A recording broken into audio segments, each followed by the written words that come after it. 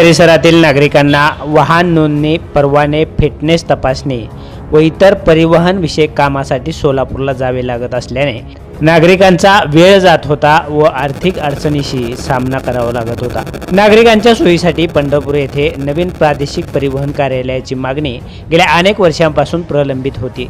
या मागणीची दखल घेऊन पंढरपूर मंगळवेढा विधानसभा मतदारसंघाचे आमदार समाधान आवताडे यांनी मुख्यमंत्री देवेंद्र फडणवीस आणि परिवहन मंत्री प्रताप सरनाईक यांच्याकडे पंढरपूर येथे नवीन उपप्रादेशिक परिवहन कार्यालय मंजूर करण्यात यावे अशी आग्रही मागणी केली होती।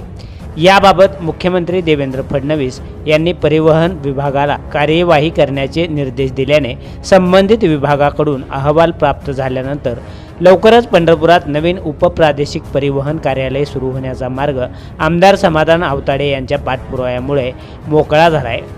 पंढरपूर येथे श्री विठ्ठल रुक्मिणी मंदिर हे दक्षिण काशी म्हणून ओळखले जाते।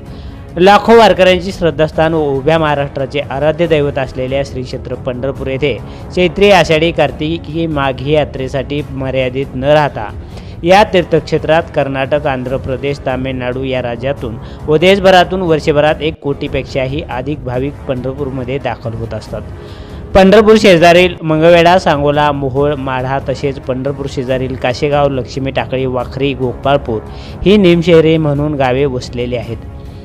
पंढरपूर शहर व 4 निमशहरी गावाच्या लोकसंख्या 2 लाखाच्या आसपास असल्याने येथे वाहनांची संख्या मोठ्या प्रमाणात वाढत असून वाहन नोंदणी, परवाना, तपासणी व इतर परिवहन विषयक कामासाठी नागरिकांना दूरच्या प्रादेशिक परिवहन कार्यालयात जावे लागत होतं।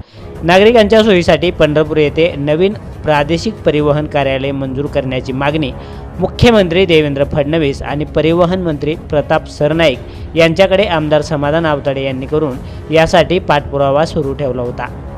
या अनुषंगाने शासन स्तरावर हालचाली सुरू झाल्या असून आता पंढरपूर येथे उपप्रादेशिक परिवहन कार्यालय स्थापन करण्यासाठी आवश्यक बाबींचा अभ्यास करण्याचे निर्देश मुख्यमंत्री देवेंद्र फडणवीस यांनी दिल्याने पंढरपूर येथे नवीन उपप्रादेशिक परिवहन कार्यालय सुरू होण्याचा मार्ग आमदार आवताडे यांच्या पाठपुराव्यामुळे मोकळा झाला आहे।